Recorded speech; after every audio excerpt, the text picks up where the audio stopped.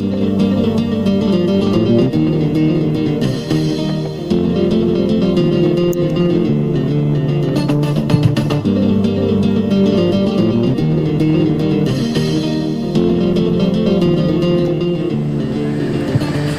warahmatullahi wabarakatuh. Jadi pertemuan sekarang ini tentang Al-Quran. Kenapa Al-Quran? Karena bagi kita umat Islam, Al-Quran sebagai pedoman hidup. Selain Al-Quran juga hadis. Ada lagi selain hadis ada ijtihad. Di kedudukannya Al-Quran, hadis dan ijtihad itu sebagai sumber hukum Islam.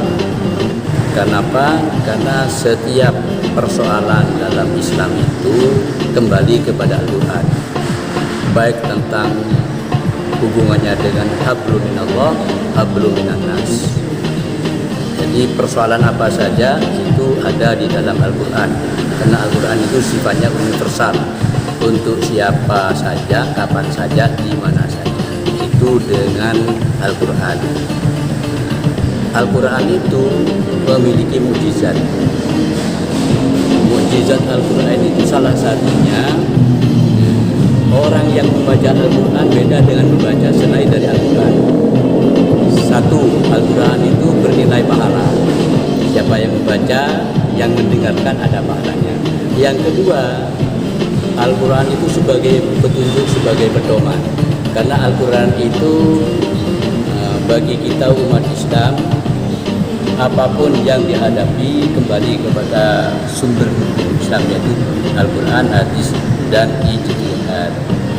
Sementara ini di masyarakat seakan-akan hanya sumber hukum Islam itu dua, Al-Quran dan hadis. Padahal ada tiga, selain Al-Quran, hadis juga ijtihad.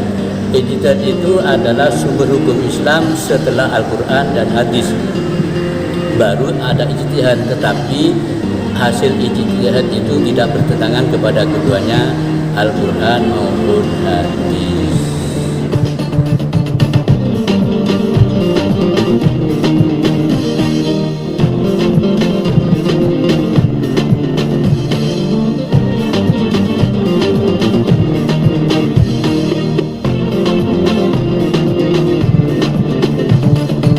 Assalamualaikum warahmatullahi wabarakatuh. Anak-anak, ini materi terkait dengan masalah Al-Quran. Isi pokok Al-Quran itu hakikatnya ada tiga. Yang pertama, isi pokok Al-Quran itu tentang akidah atau tentang keimanan.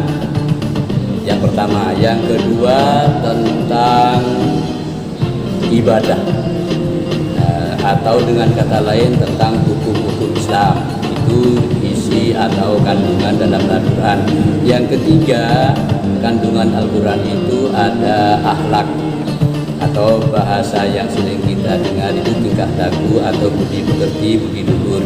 Itu yang ketiga.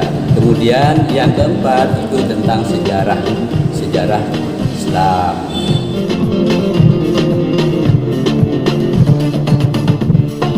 Ini ada pertanyaan saya kepada kalian semua tentang isi pokok Al-Quran. Tadi sudah dijelaskan isi pokok Al-Quran itu ada tentang akidah atau tentang keimanan. Akidah dalam istilah Islam yang berarti iman. Semua sistem kepercayaan atau keyakinan bisa dianggap sebagai salah satu akidah.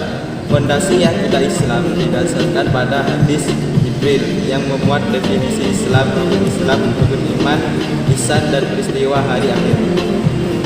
Yang kedua, pertanyaan saya, tadi saya jelaskan bahwa isi pokok Al-Quran itu tentang ibadah.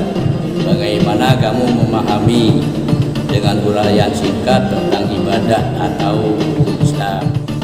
Ibadah merupakan pokok yang berisi pengajaran akan amalan-amalan pokok dalam kehidupan manusia. Yang ketiga, bagaimana kamu memberikan pemahaman tentang isi pokok Al-Quran, bahwa Al-Quran itu tentang akhlak.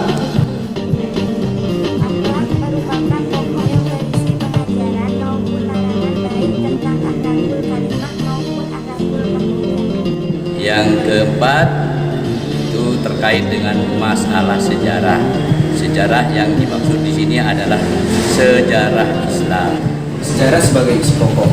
Al-Quran sebagai kitab suci bagi umat Islam banyak menjelaskan tentang sejarah atau kisah umat pada masa lalu. Sejarah atau kisah-kisah tersebut bukan hanya sekedar cerita atau dongeng semata, tetapi dimaksudkan untuk menjadi ibrah atau pelajaran bagi umat Islam.